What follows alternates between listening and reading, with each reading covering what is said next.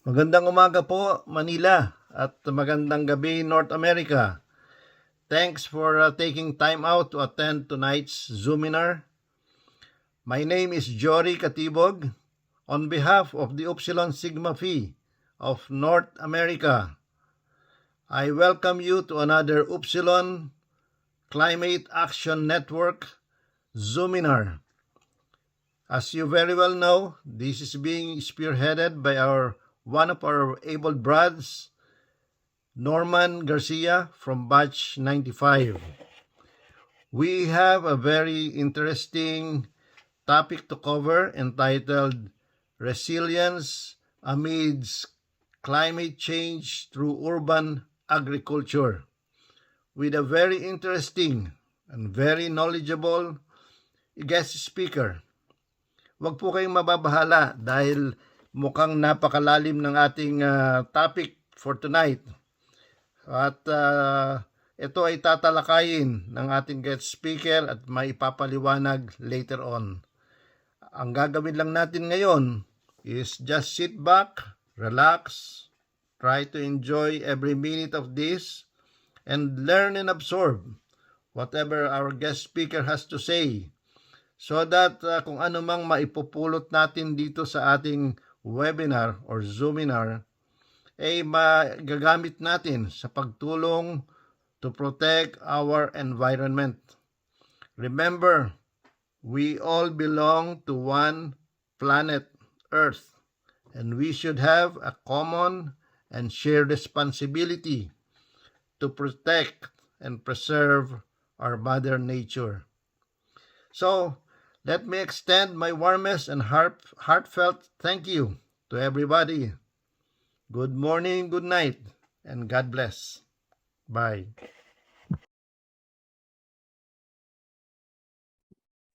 Thank you, Carlo. And mainit na umaga po sa inyong lahat. Thank you, Brad Norman, for inviting me for the Climate Action Network New Talk Series. And good morning po sa inyong lahat. Sige, umpisahan na natin to. Alam ko, nagbabakasyon na yung iba eh. So, thank you for joining us this morning. I'm going to discuss. I hope the presentation is there already. Is it uploaded already, Carlo? Ayan. Okay. So, sige. So my presentation is Resilience Amidst Climate Change Through Urban Agriculture. Again, I'm Glenn Panganiban of the Bureau of Plant Industry, and currently directing the High Value Crops in the Urban Agriculture Program of the Department of Agriculture. Next. Okay, so you know, all of us are faced with these problems. The increasing population. Now, approximately, we are all about 8 billion people in the world, and of course, the food demand is, of course, going to increase. 70% increase ang kailangan natin by 2050 in order to meet the food demands of this growing population. And with 800 million or 10% of, tama ba yung math ko? 10% of the 8 billion people worldwide being undernourished in 2020, marami talaga tayong kailangan gawin, adjustments, and those adjustments would have to start now. Of course, the COVID pandemic has exposed us all to these insecurities, not only for health, but also for food. And as the World Bank reports also, that agricultural land is slowly decreasing because of urbanization and deforestation. It's more challenging, of course, for us to produce the food that would meet the demands of the said growing population. So, idagdag pa natin dyan sa maraming problema dyan. Of course, the impact of climate change. Of course, that's the topic of the day, which has brought us numerous floods. Philippines being visited by an average of 20 typhoons a year. And of course, the reduction of crop yields due to losses by as much as 1/4 ang nawawala because of these extreme calamities na nangyayari. So we see the multitude of challenges that we have, not only to food security but also to our climate. Ano? So next, or due to our climate. Next. So an approach that we in the Department of Agriculture has encouraged is itong urban agriculture. Just for a historical tidbit, this has been done since the 70s pa or 60s pa in Manila, but due to the urbanization nga, the lands there in Manila has been converted for commercial use, of course, for the buildings. So yun, ano, but bumalik itong urban agriculture, I think late 90s. It was done primarily there in Quezon City, where the regional field office of the department is. And bumalik ulit nitong time ng pandemic around 2019, kung kailan tayo ay talagang yun nga, na-challenge tayo because of the logistics problems, you know, yung nandun na rin yung, of course, yung where to source our healthy food, and of course boredom na rin ng mga tao, ano, siguro nakaano siya to raise the awareness of how or the importance of growing your own food and even in your households or in your communities. So next, well, yung urban agriculture naman is the practice of food production that is done well in conventional and of course non-conventional ways. The conventional ways is planting it in the soil, but urban agriculture also pushes for vertical farming, rooftop farming. Ngayon, merong mga lumalabas na cellular agriculture where we grow from the cells of or tissues of plants and plant products. So these are all brought because of the I think urban agriculture, more than all of these methods ng ating pag-grow, is the innovation that comes with it. Especially, yun nga, we are faced with climate change problems. Nowadays, we invest in a lot in conventional farming, but then a big storm or a typhoon comes, and then all of these investments are gone in a snap. So that's why we wanted to push for this. Of course, conventional and innovative farming activities like controlled environment farming. Sige, next slide. So how does or how do we see UA as addressing the threats of food security? Of course, the increased access to fresh produce because we grow it in our localities. The residents can do it through their community farms. And we see that these urban farms, although they cannot, cater to all the needs of the cities, the population, it can be a gateway to rural farming production. You know?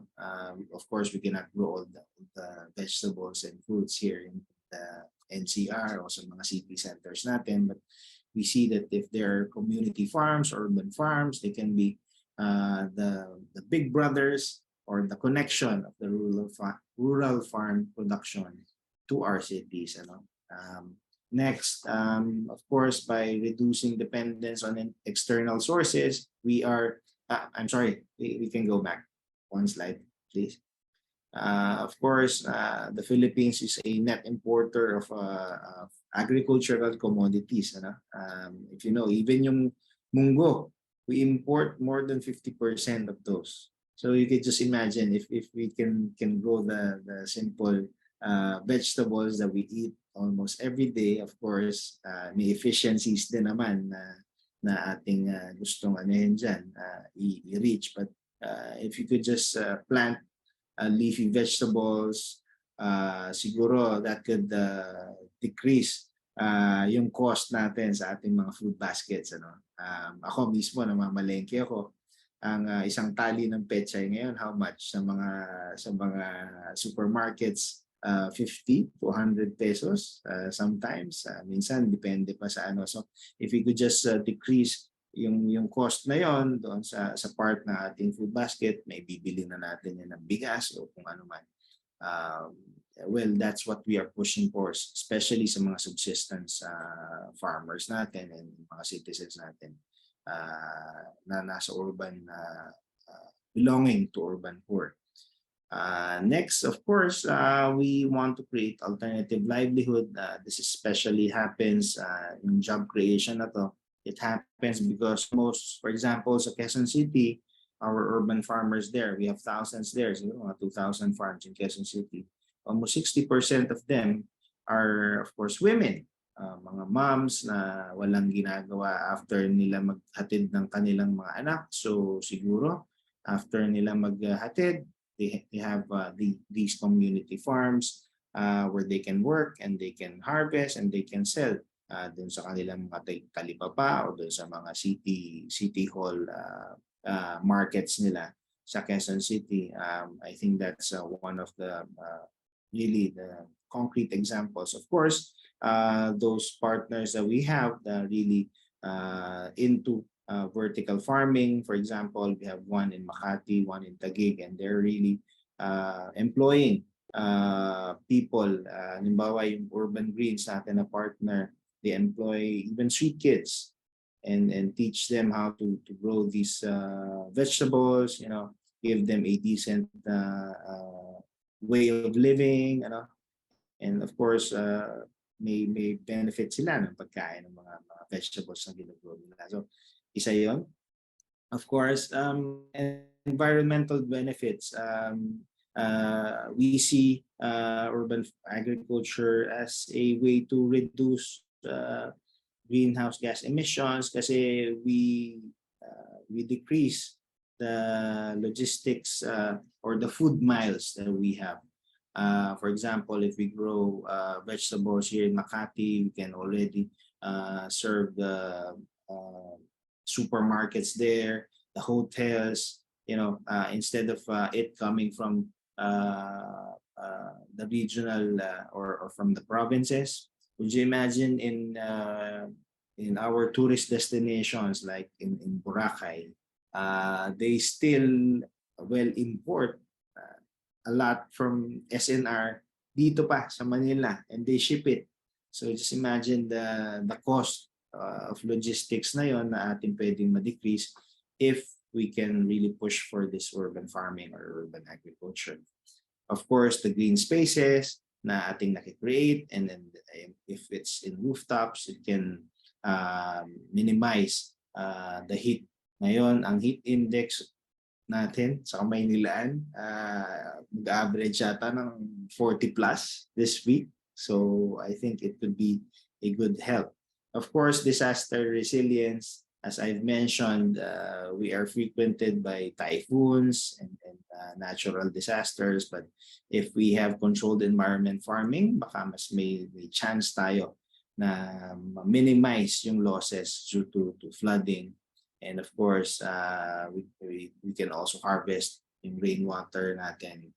That I think could be another help in terms of climate change adaptation. So next, itong isang ito medyo, of course, our next slide, please. On pests and diseases, siguro may iba sa inyo dito na nasa agricultural field, but if you are not aware, climate change has also affected the patterns of how our pests are moving, and how they are replicating. And pag sinama po pa yung unpredictable pattern ng temperature and pag-ulan, that's a recipe for disaster. Almost a third, maximum 30% of pests and diseases in the Philippines,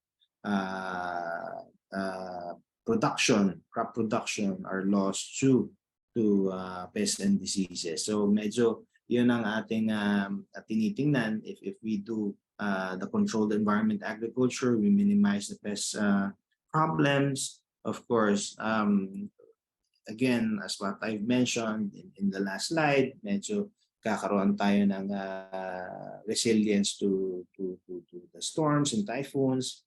And of course, yung pag-decrease natin ng pesticide use. If it's controlled farming, we minimize the pest prevalence. And of course, the pesticide use can be also decreased. Yeah. So, ang ating interventions dito, yung sinasabi ko, yung controlled environment farming could be vertical farming in a climate controlled environment and indoor farming. For example, in Manila, we have urban farms. You would imagine ang init dyan, ano?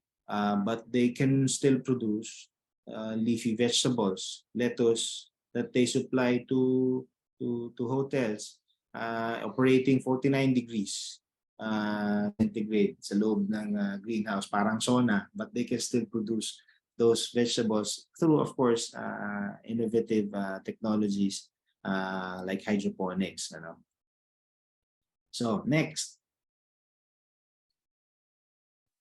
Of course, ito, nabanggit na naman natin kanina, yung benefits of adopting urban agriculture is, of course, the reduced energy use and greenhouse gases, minimization of vulnerability of urban poor. Of course, sila yung, of course, di ba, pag nakikita natin ay walang supply ng bigas, walang supply ng onion or ganito, mostly, ang maingay dyan is yung urban poor natin. Kasi, yung, of course, hindi naman natin inaano, but the or the middle class and the high-end classes of our society can support. But if the urban poor lacks itong kanilang access to food, medyo magkakaroon tayo ng problema. Dati nung pandemic, we are having a lot of lines sa mga palengke, mga lines sa mga LGUs kung bigay nitong mga vegetables. So we can see if we have an alternative for them.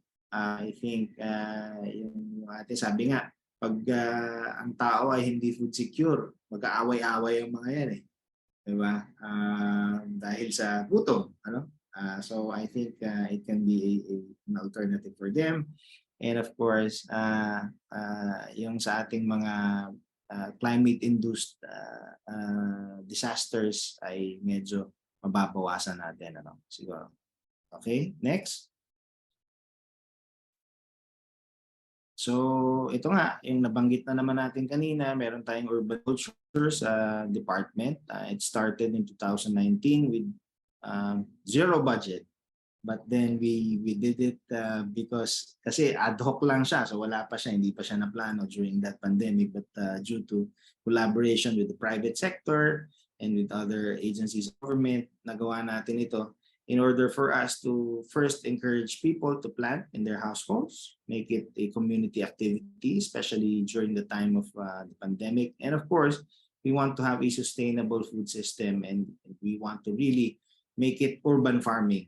Hindi lang urban agriculture na ang conventional thinking is households. We want to push for these alternative food production systems. Sige, next. So ito yung components encouraging farming through distribution of agri-inputs to individuals and households. The medium term is to have organizations of urban farms, making them into formal groups in order for them to upscale their operations and put up maybe UA centers or hubs. Nakikita niyo po ngayon yung mga kadiwa outlets natin. Some of them are catering to the urban production of our partner farms. And in the long term, of course, we want to have we see yung mga pwede nating ginagawa natin sa mga rural production areas natin to be also applicable to our urban and peri-urban areas, where they can supply continuously and produce for the markets. And of course, ang isang nakikita namin dito is if we have these sustainable farming systems, it could be a way for the government also to be ready especially for national emergencies like in COVID, our other natural disasters. And of course, we want to promote. We want to make it a lifestyle. Tayong mga Pilipino, we are known to be ningas kugon, no? And we want it to change, yung mindset na yon. We want the kids to eat vegetables. We want support for these eating these vegetables and fruits through healthy living. We are partnering with, like, for example, Nestle and Mackie for cooking shows and other TV programs to really push for this kasi we want to sustain it. We have many government programs na very good ang objectives, but then after my launch, hindi na siya nasusustain. So that's what we want to do.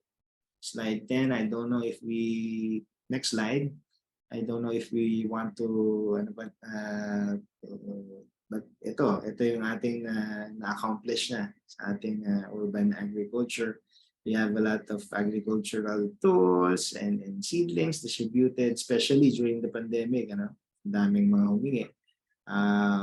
Of course, yung 7,000 sites established from the hundreds from before na hindi naman nasusustain. These 7,000, of course, sa dami niyan. Marami rin nag-drop out, but what's important now is we are working with other agencies of the government like the DILG. So even in the barangay level, they will support these initiatives na. Of course, the schools are partners. Really, so ngayon, bumabalik na yung face-to-face or lahat face-to-face na.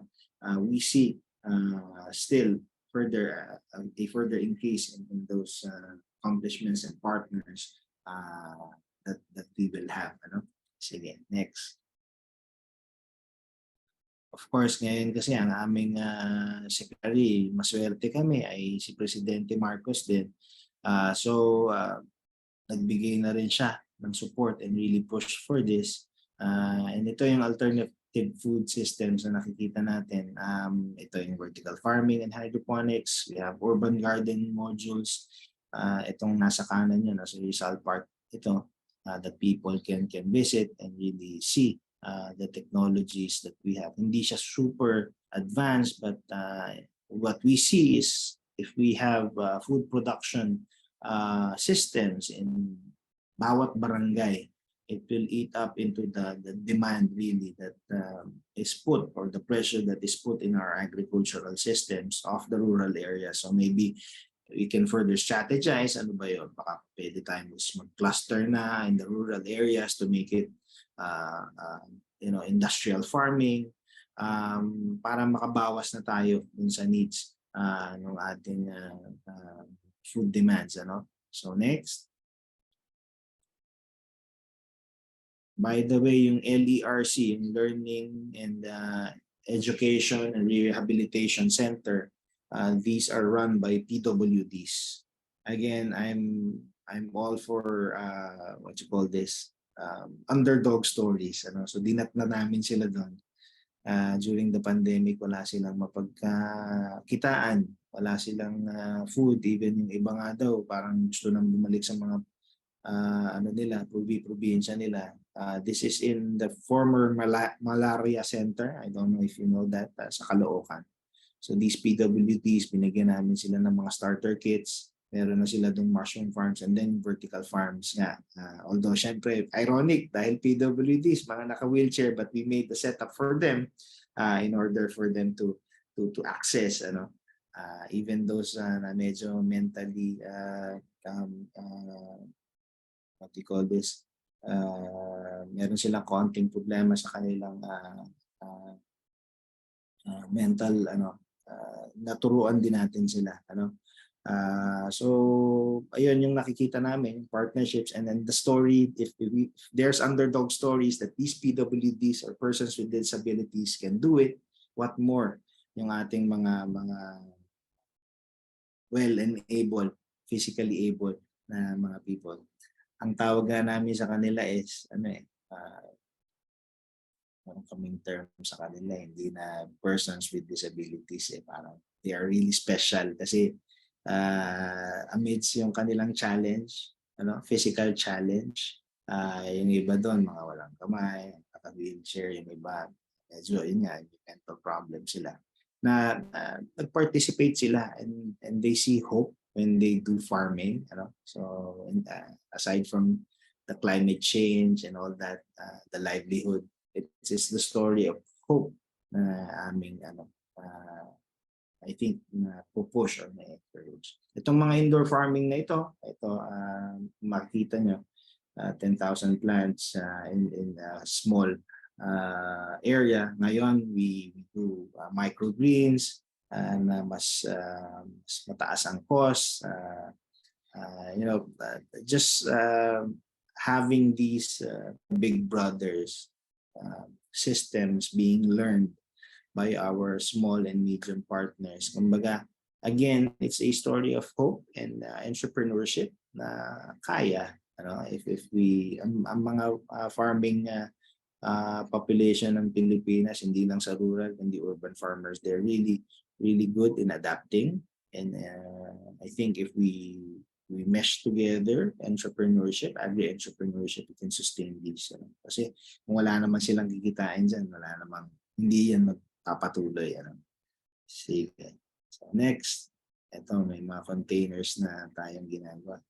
Ito, malaking partnership din namin is with the Bureau of Corrections. Again, an underdog story.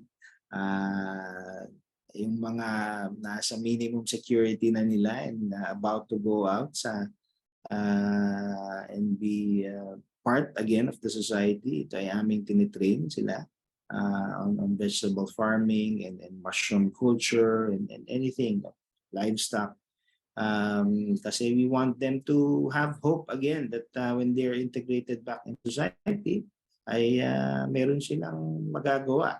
And of course, on the government side, mabawas man lang yung cost kasi yung production namin ng vegetables could be fed to the persons deprived of liberty or yung mga prisoners natin, makabawas na yan sa gastos ng gobyerno. Malaking bagay. Of course, now, we have a new undersecretary.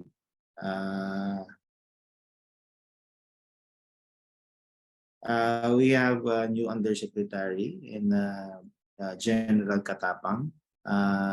And malaki ang plano niya for the penal colonies. I think when itong mga hindi masyadong na-utilize, sabi nga niya, maraming thousands of hectares pa ang pwede naming pagtulungan. So I think with that, again, with that collaboration, of course, with the help of the private sector and other like-minded partners, yung food security natin ay kaya nating have a part of it really secured with the partnerships that we have. So sige, next.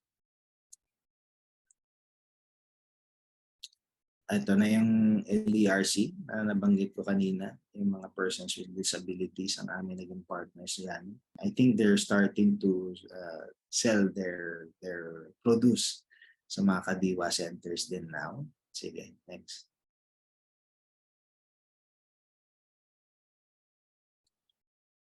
Ito yung sa Center of Mental Health. Naging partner din namin siya with the patients there. Parang nagiging rehabilitating method siya for those with mental illness. Next.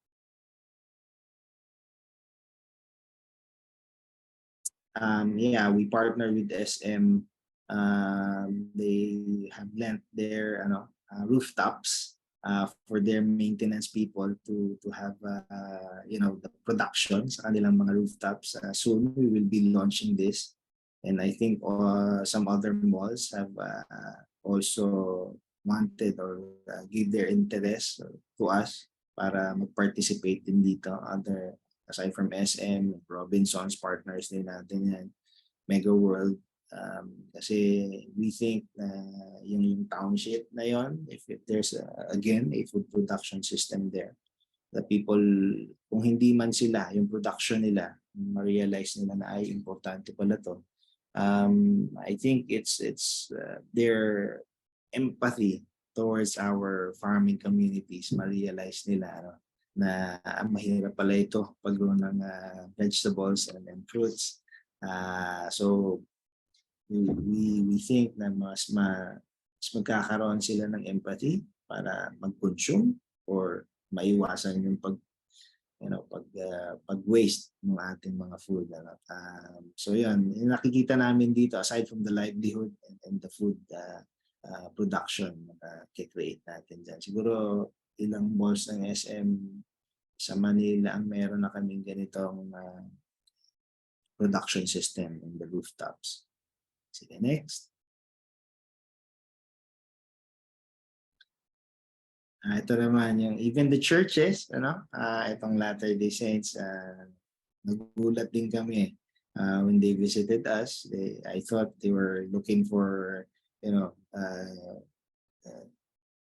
seeds or planting materials na pwede limang pamigay. But we were surprised. They were there. They said, oh, we are not asking for your support. We will support you. So I think itong story naman na to is because nabanggit ko nga that the program started with nothing. But then when people see the commitment and people see the worth or the value of what you're doing, dumadating support. Now we are going to launch bigger projects with them. Of course, this is not using government money. Yan ang pinakamahalaga. And they are directly working with our partners. So yun nga, mabawasan man lang natin yung resources ng gobyerno na napupunta sa mga dapat nating paggastusan through private sector. I think malaking bagay na yon for us. And I think Latter-day Saints ay rin sila very rin sila sa charity. And yun nga, imagine they're feeding malnourished kids like 1,500 yung rice and rebuild nila sa isang sa Tarlac. So yung partnership na yon, us also giving them the technology and the partners learning from us ay malaking bagay na. Again, resources ay hindi nanggagaling sa government financially. Next. Ito na yung mga partnerships natin with DepEd. Of course, we want to teach them young. And napakaganda ng mga urban gardens natin sa mga schools natin. I think if we can start that or start them young, they will have that already, that mindset already. Na ma-realize na ito pala. Remember our farmers average age is like 57 years old. And I think yung mga bata nga, sabi nila yung mga youth daw ngayon ayaw na nila ng mga farming jobs kasi madumi, mahirap. But again, when we put in their innovations, we put in their digital agriculture, of course, climate smart farming, baka mas ma-engage sila. Interesting to. And we have had that.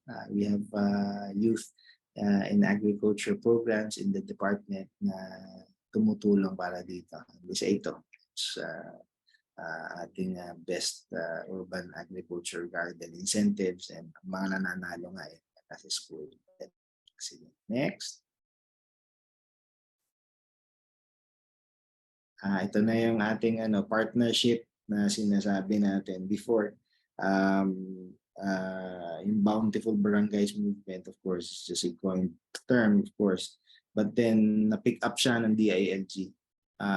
And they are really supporting this. Bawat barangay, pinupush nila para tumulong para magkaroon tayo ng food systems in every barangay. And ang lang natin dito is if the highest official in the land supports this, makes it like a pronouncement na ito ang suportahan natin, I think. And yun nga, swerte kami sa department dahil siya ang aming secretary. The people and the agencies can integrate and complement each other's abilities. And we see this as part of sustaining the urban agriculture program. Sige. Next.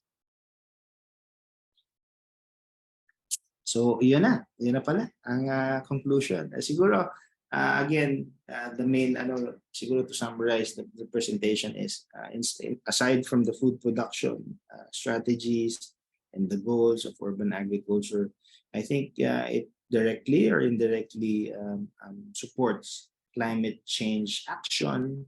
And although yung stats natin medyo dyan pa kailangan nating mag-improve, not only in the department but in other, like in Pag-asa, paano natin gagamitin yung kanilang data. But I think it's a good start to climate change initiatives. And of course, contribution to the sustainable development goals. But more than that, it's I think para sa akin, for the story of urban agriculture is really from nothing to siguro may something na ngayon, kasi it's in the agenda of the people, and I think that's where the impact can come. I'm not saying that we are all successful with all the numbers. There are also dropouts, but I think with this initiative, the critical mass na na-create natin, I think there will be efficiencies created, the impacts hopefully achieved. So with that, I thank you all for not board. At maraming salamat po sa inyong lahat. Thank you very much, Glenn. So if I could just attempt to synthesize the discussion that would your presentation. So with the estimated 70% food increase needed to sustain Filipino populations and the decreasing space for agricultural land due to urbanization, there's a need for more sustainable and climate resilient food production and agriculture. And urban agriculture provides that then supplements or addresses that need for that climate resilient and sustainable form by reducing energy use and bolstering food supply whilst reducing logistical capacity. Not only those, but it also reduces risk to urban climate-induced disasters. So just to clarify, I'm sure that most of our participants also have this in mind, that urban agriculture is not a replacement from what we gather from the presentation, but an additional stream to complement and supplement food supply from the rural agriculture. With all the things that were mentioned today, it's a story of hope and inclusivity amidst an ever-changing environment. So now I'd like to open the floor for for our question and answer forum. Maybe I could kick it off to start to keep the discussion rolling. So yeah. So Glenn, could I just ask as a maybe opening question, where do you see urban agriculture in the next few years? Is this already you did mention this is already a banner program for the DA, and what timeline are we looking at to see to really see the impact or really feel the presence of urban agriculture with for instance within the metro? Yeah, thank you, Carlo. Well, yun nga, from its small beginnings, I think urban agriculture is it's getting the awareness. Really, that's the first thing. It's awareness. With the multitude of partners and urban farms na nagpapatuloy, I think it's an indication. We have yet to get the numbers kasi yung total, mga siguro 2 years pa lang natin yung monitor, but the early indications is, I think it's positive, and it's being continued, especially by the cities. Many cities have already given the interest to pursue or continue our memorandum of agreement with them. So merong interest talaga. So that's the first one, awareness. As for the impacts on food production, Of course, it's still small because yun nga, households pa lang siya and community gardens. But nowadays, because we are partnering with enterprises or businesses, agribusinesses in the cities, the vertical farms, I think doon nandun ang efficiencies. Of course, we have small land in the cities, but then if we have these vertical farms producing almost more than 10 times sa conventional farming, I think that's an indication also of the possible impact. Of course, we need to see it pa.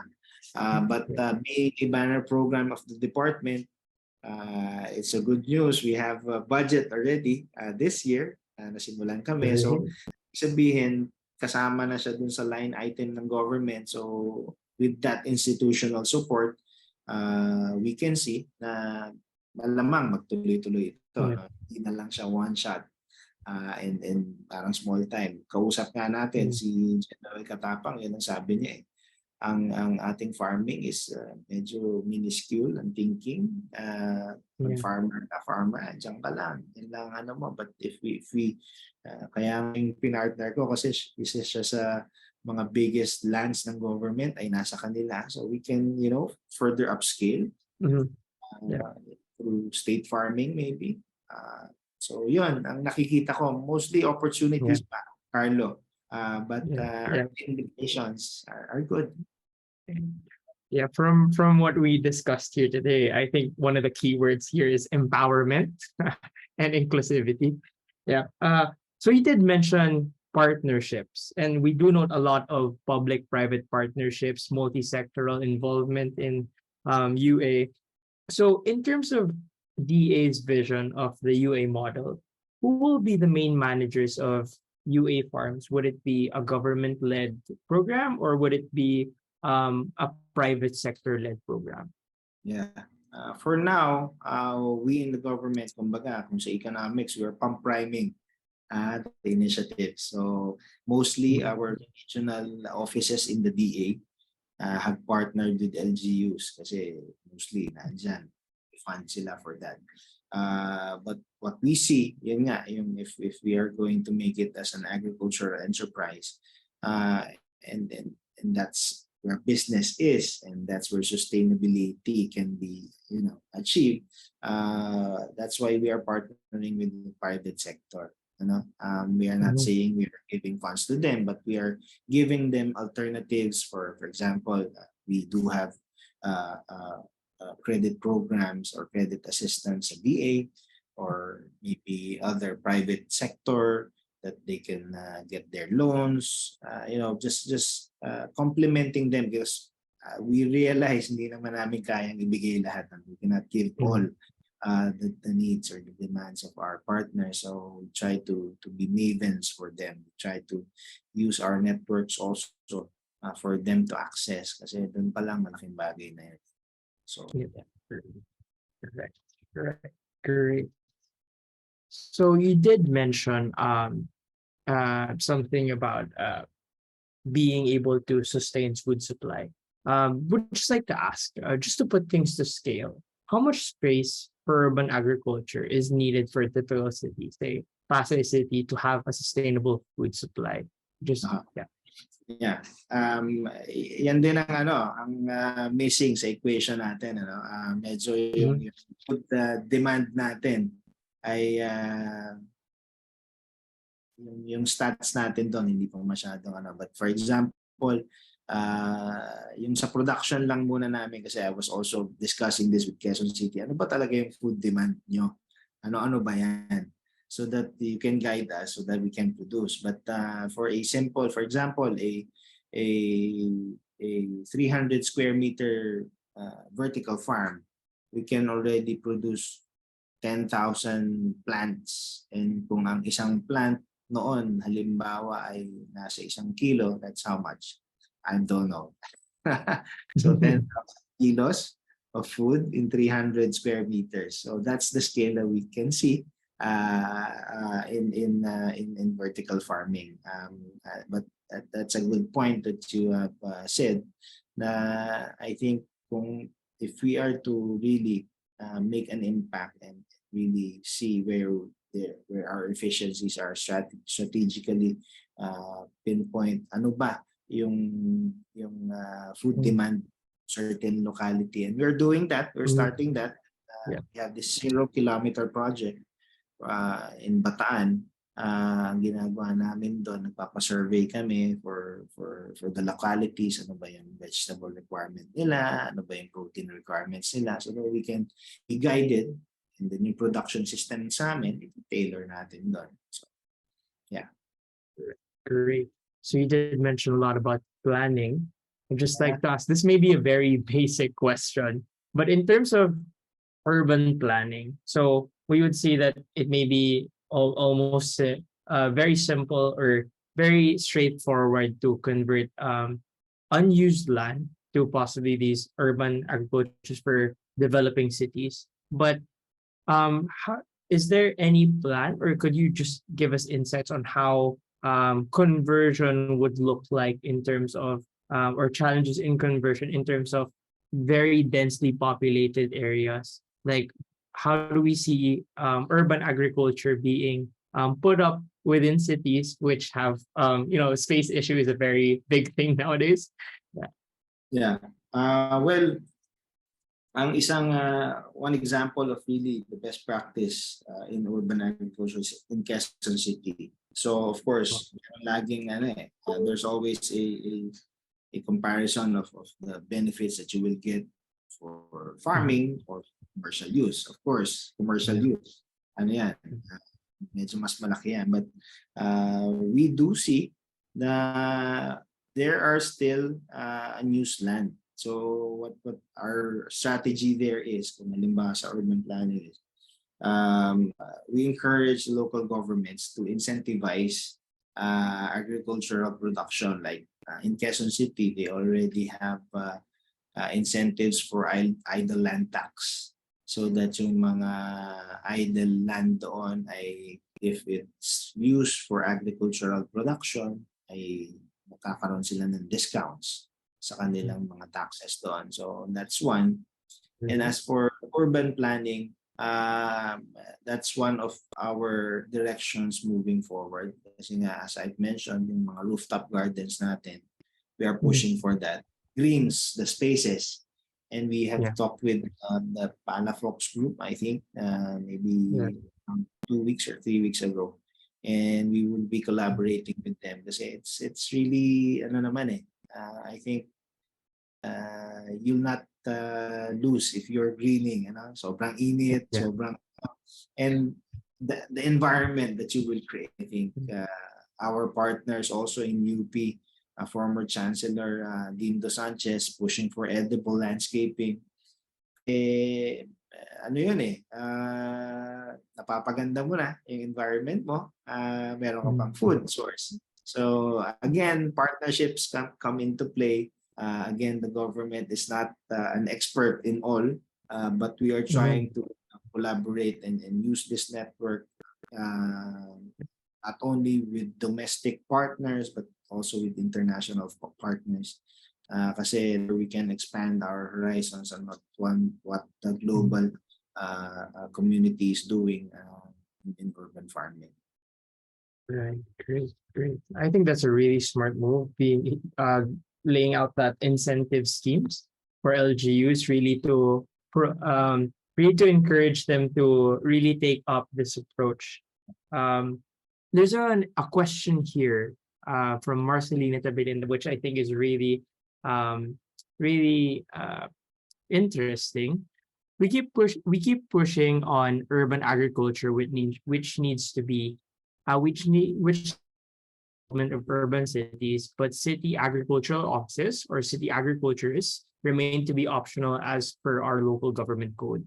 This really affects its institutionalization in terms of funding, especially creation of positions at the local level. What is the plan of the DA regarding this? And maybe just to add to that question, Glenn, would just like to ask, what's the current setup of the DA as well, just to give our audience just a backgrounder?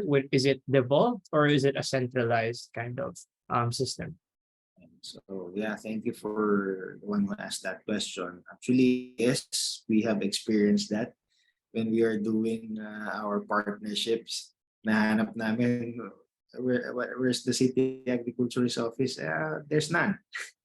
So, but then if there's no city agriculturist office, we normally go to the environment office of the LGUs. I think they have one. Mhm. By the way, the NCR cities, 17 or 16 cities and one municipality, I think is a partner already of urban agriculture program of the DA. So basically, we have no power over them. Ano, kasi we are devolved already from the 90s pa, Mhm. 1991. So I think na-devolve yung functions ng department sa local level. So yes, it's right, and we realize that not only city agriculturists but sometimes municipal agriculturists. Minsan hindi naman siya talagang agriculturist. So it's still based on the local chief executive's decision. So for us lang, what we try to do is help them or capacitate them with regards to our agricultural extension offices.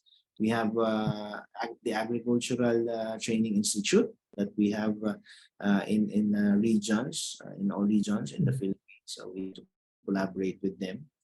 On our part, yes, that's also one point is creating a memorandum of agreement with them to closely collaborate with either the city agriculture office or the environment planning office. With sometimes LGUs have pesos, yung I think what they call that. It's where they hire the people. So what we do there is collaborate also with them, do training programs with the people there. Again, because we don't have the power over them, we just try to encourage and influence them maybe Mhm. to go into agricultural activities. Of course, again, we cannot force them, but we can incentivize or make them look good maybe. So yun yung aming strategy. Of course, we cannot do anything without the help of local governments, and that's for sure. So that's why yun nga, in partnerships yun yung aming main goal to strengthen. Yeah. I'd like to resonate that coming from a government perspective. Government employee, once a government employee as well, that it's really difficult to really lobby for some new programs within local government, and this, which is why it's really important to have that strong partnership from the central office or from the executive branch or the central branch towards that those particular LGUs. And one of the things that would really encourage them is, again, one of the incentive scheme.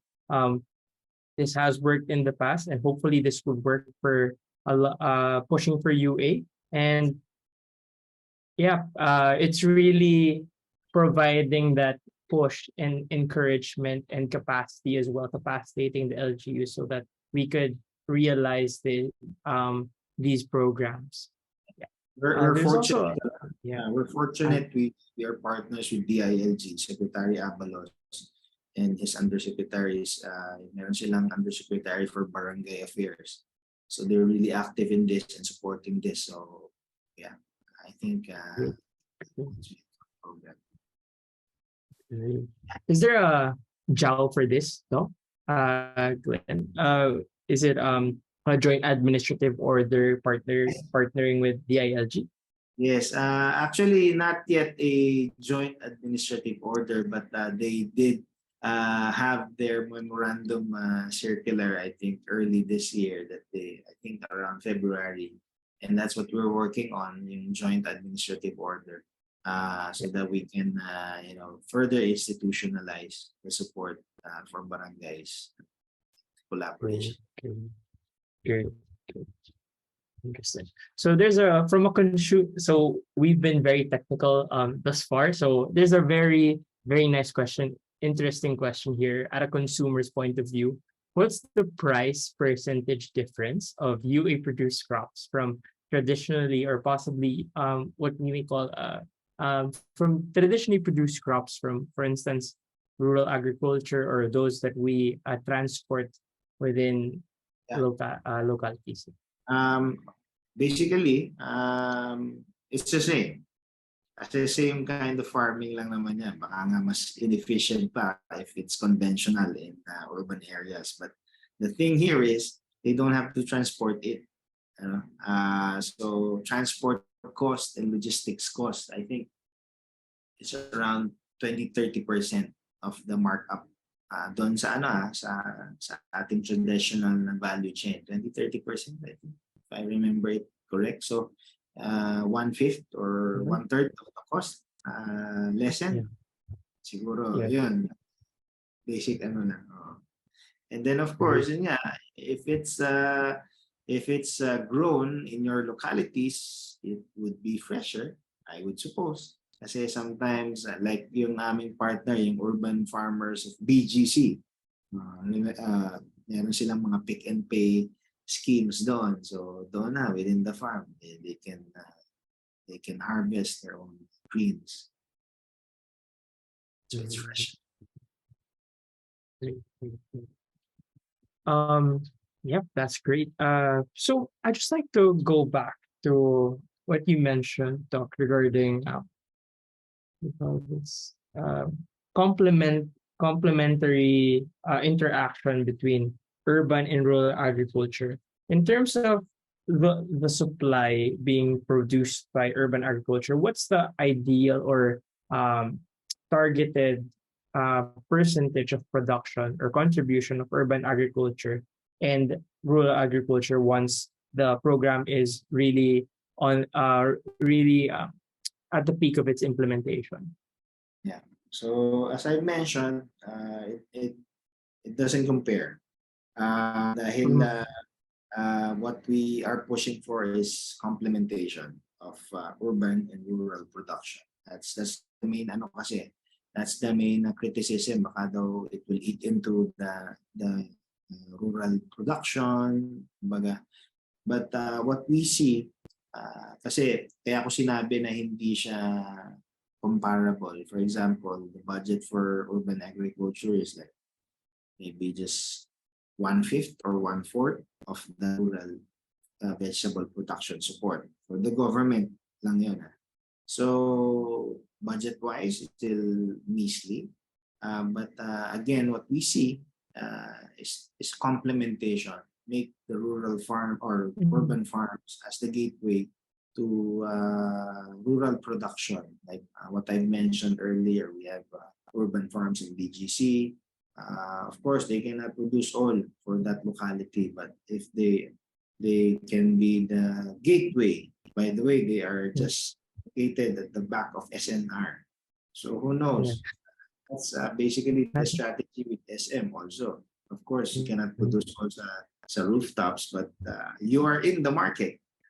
So yun yung strategy sana namin is really maybe we can connect with SM more directly, our rural farming communities, and for them to lessen not only the logistics cost, but again, the cost of, yung patong middlemen, shorten the value chain. Thanks for that. So again, I'd just like to remind the audience, if you do have any questions, please type them in the chat. We'd be happy to answer that. So maybe you could share some good practices of pilot sites, or possibly in the Philippines as well as abroad, which you hope to see or realize throughout the implementation of the program. Well, one good example is yung urban farmers of BGC for the conventional farming. Because not only are they producing, but they have these schemes like pay.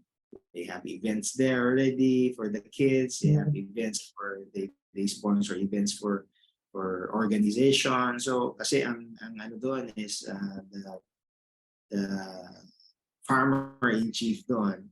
was, would you imagine, he was the CEO of Silverworks. He's the owner. So ibang-iba yung ano, so they went into urban farming, but his entrepreneurship mindset still nadala niya yung DNA niya yun and put it into urban farming. And now they are constantly doing events there. So that's one model na, you know, sustaining it, although syempre middle to bad.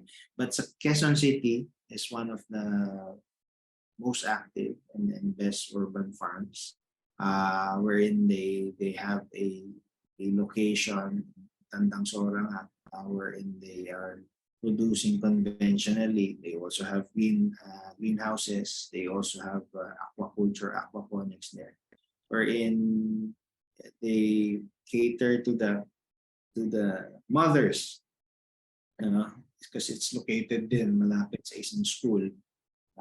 So the mothers, after bringing their kids to the school, they do agricultural production and then they sell to the talipapa nearby.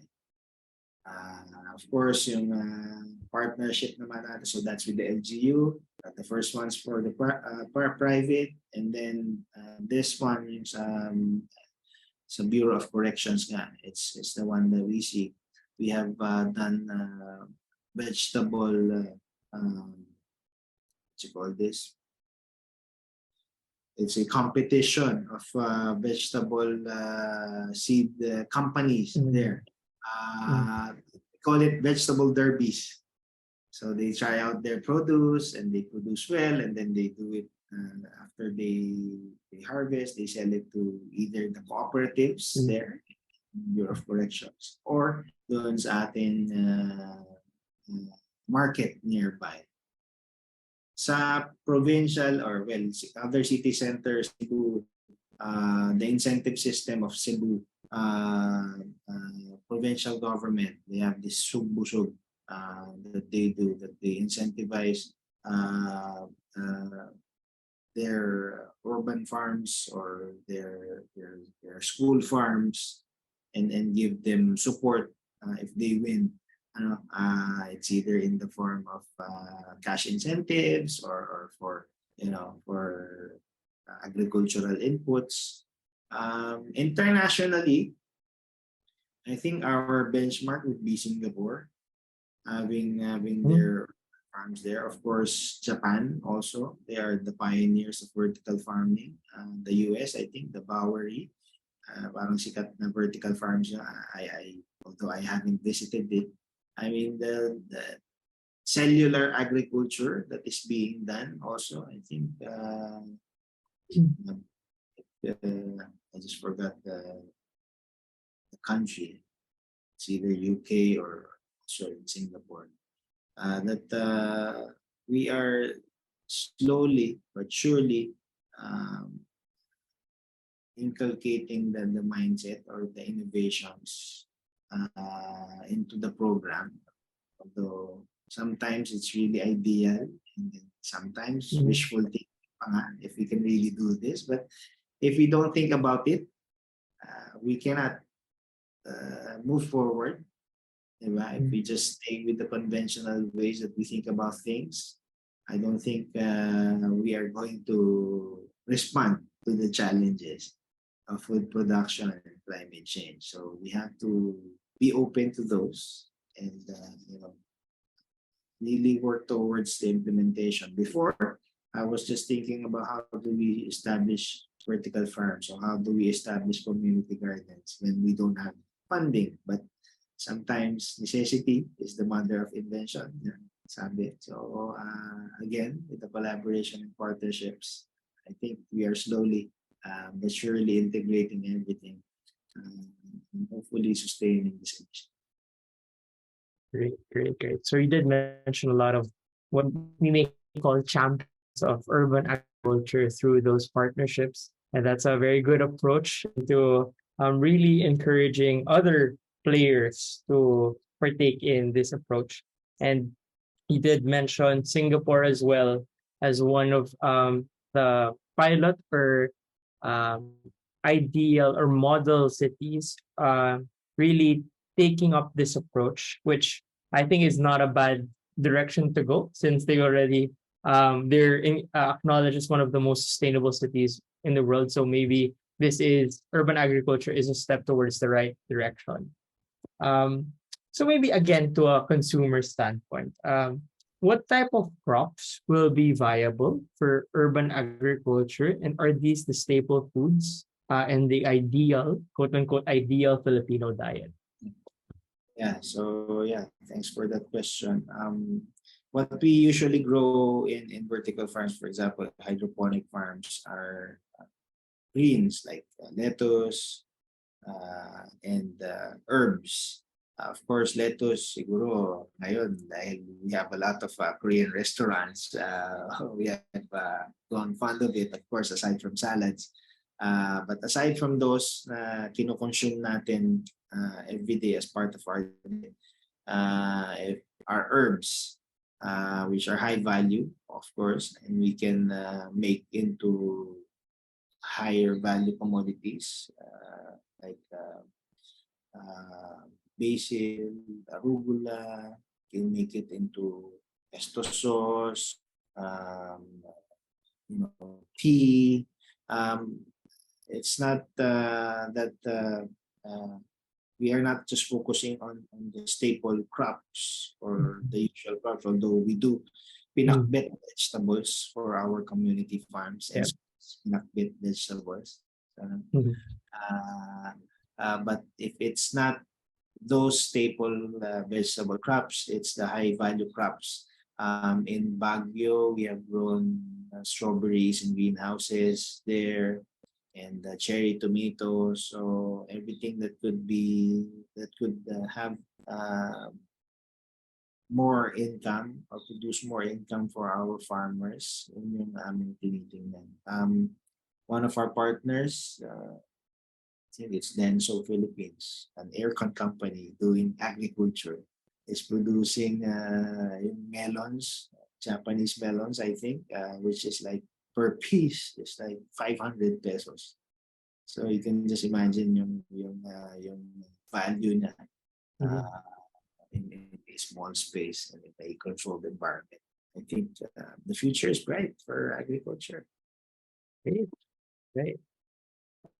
So maybe as a final question, if there are no more questions from the chat, we'd just like to note that, so this is more of from a health perspective as well, since I'm from the health sector.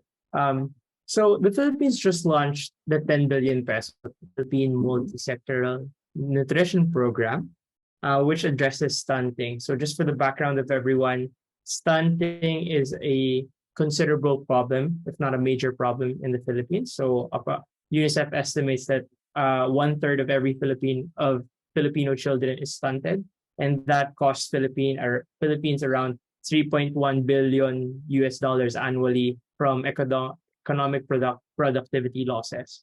So with the World Bank loan or the 10 billion peso PMNP or the nutrition project, where do you see the Department of Agriculture's involvement in this project, and what could be the potential opportunity for urban agriculture? Yeah, thank you. Actually, early childhood care and development is also one of my interests. While I was doing my PhD, and I am aware of those issues. So we are partners with the National Nutrition Council. One of their directors is a friend of mine. So we are trying to push for this, not only just in the feeding programs, but really putting into the mindset of the parents of the importance of this urban farming. Of course, we want to, again, like the ones that we do with the LGUs, we want to really see what are their needs so that we can push for that. We have a malunggay program for the kids. It's either the fresh or we can make it into the capsules. So those are more specific projects. But yeah, we believe that we should not only focus again on agricultural production, but the quality of the agricultural produce and who is consuming it. And I think, again, with the National Nutrition Council and the DOH, if we can integrate our efforts, I think we can make headway in response to the stunting issue. Great, great. So there's an additional comment from the chat. DA is involved in PMNP through DA agencies such as ATI. DA is part of the SPCC. What's the SPC? Social behavior change. Is that correct? Component to focus on nutrition-sensitive community-based agriculture establishment and training for mothers and children. Thank you very much, Justin Interno, for that. So yeah, I couldn't agree more with what you said, Doc. No? So yeah, nutrition is far from being a simple problem, and it's a systemic, complex problem which requires a systemic solution, really needing multi-sectoral collaboration and possibly something looming or something in that could potentially be in the works is that from what I gather from hearing all about all this in urban agriculture, this is very much in line as well with the school-based feeding program or Gulayan sa Paaralan. I saw a photo of it a while ago. And possibly one of the things that DA could look into would be really partnering with DepEd to capacitate school children to really take up, maybe boost their food production or agricultural practices within the school, even their capacity, both logistical and technical or production capacity. Really, I think this is just a great way to go to solve in the direction of solving the nutrition problem.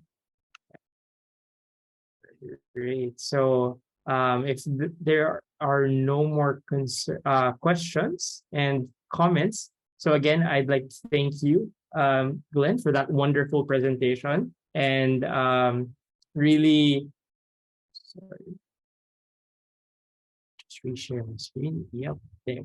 So again, thank you. Let us all give a warm round of applause virtually to Glenn Panganiban for really sharing his insights here today and first contribution towards this climate action series, and really for informing us of our possible solutions towards the addressing the climate crisis. So yeah, thank you, Glenn. Thank you so much for this opportunity. Anything that I can help with, please just let me know. And if for those who are interested in participating, we have our email there that you can access and just email us. We're always ready to help. Thank you. Great. Let me just reshare that screen so that people could take note of that email. Right? So it's here. So again, thank you very much, Glenn, for your generous contribution to this knowledge sharing forum. All right. So hopefully everyone has taken note of that that screen or that email. So I'd like to reshare my screen just to briefly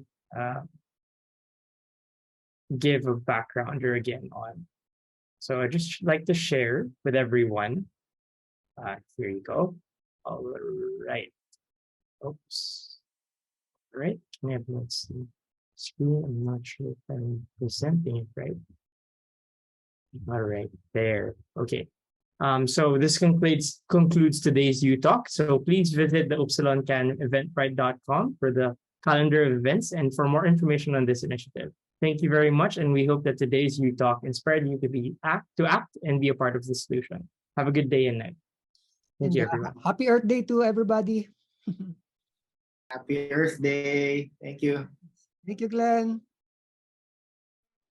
Thank you, Norman. Thank you, Carlo. Thank you, everyone. Bye. Thank you, Doc.